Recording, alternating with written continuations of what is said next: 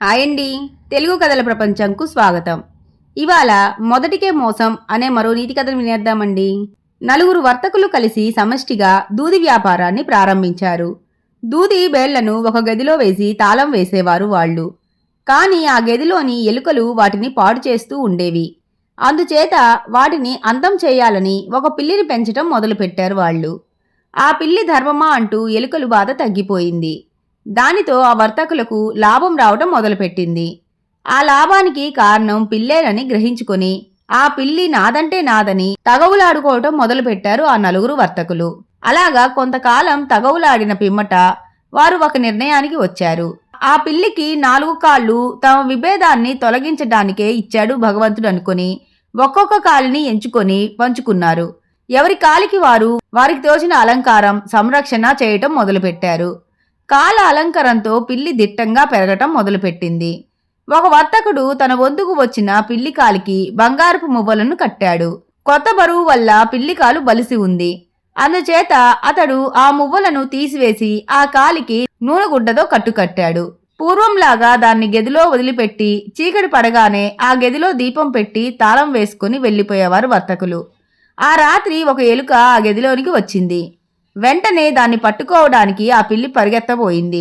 కాని కాలు కుంటి అవడం చేత లక్ష్యం తప్పి దీపం మీద అది పడింది. దాంతో ఆ కాలుకున్న నూనెగుడ్డకు దీపం అంటుకుంది.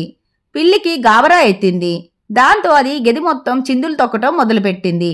ఆ చిందులతో కాలికున్న నిప్పు దూదిబేళ్లకు అంటుకొని అవన్నీ తగలబడిపోయాయి. రెండవ నాడు ఆ వర్తకులంతా ఆ ఘోరాన్ని చూశారు.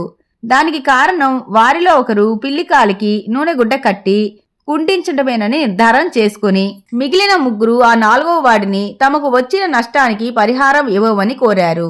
అది వాడికి చాలా కష్టం అనిపించింది. తన బాపతు సరుకు పోయినందుకే ఏడవాలో లేక మిగిలిన ముగ్గురుకు వచ్చిన నష్టాన్ని ఇచ్చుకోవడానికి ఏడవాలో తెలిసింది కాదు. వారికి ఏమైనా గాని వాడు అంత మొత్తాన్ని ఇచ్చుకోలేక కొంత ఇస్తానని బతిమాలాడు. కాని వాళ్ళు తమ మొత్తాన్ని అనా పైసలతో సహా ఇచ్చుకోవలసిందేనని ఒత్తిడి పెట్టారు. వాడు ఇవ్వలేననటంతో వాళ్ళు పంచాయతీ పెద్దలకు ఫిర్యాదు చేశారు. పెద్దలు 2 పక్షాల వారి వాదనలు శ్రద్ధగా విని అసలు విషయం జాగ్రత్తగా గ్రహించారు. తరువాత వారి కింద విధంగా తీర్పునిచ్చారు. 4వ వర్తకుడికి చెందిన పిల్లికాలికి దెబ్బ తగలడం చేత అది కుంటిది అయిపోయింది. అందువలన మిగిలిన 3 కాళ్లే పరిగెత్తే స్థితిలో ఉన్నవి. ఆ కాళ్ళు పరుగు వల్లనే 4వ కాలికి కట్టి ఉన్న నూనెగుడ్డకు నిప్పు అంటుకుంది. తర్వాత ఆ కాళ్లే 4వ కాలికి అంటుకున్న నిప్పును దూది బెల్లకు అంటించాయి. అదే దూది గిడ్డంగి తగలబడటానికి కారణం. మిగిలిన ముగ్గురు వర్తకులు 4వ వర్తకునికి చెందిన వాటాకు పిల్లి వలన సంభవించిన నష్టానికి పరిహారం ఇచ్చుకోవలసిందే అని తీర్పునిచ్చారు. అది విని ముగ్గురు అయ్యో వాడిస్తానన్న కొద్ది మొత్తానికి అంగీకరిస్తే ఈ చిక్కే ఉండేది కాదు గదా, ఇంతకు తగులాడి తీర్పుకు వెళితే మొదటికే మోసం వచ్చింది అని మదనపడి 4వ వాడికి నష్టపరిహారం ఇచ్చుకున్నారు. ఇంతటితో కథ కంచికి మనం ఇంటికి. ఈ కథ కనుక మీకు నచ్చినట్లయితే లైక్ చేసి షేర్ చేసి కామెంట్ చేసి మన ఛానల్కి సపోర్ట్ చేసేయండి ఫ్రెండ్స్. ఇక ఉంటానండి. By by.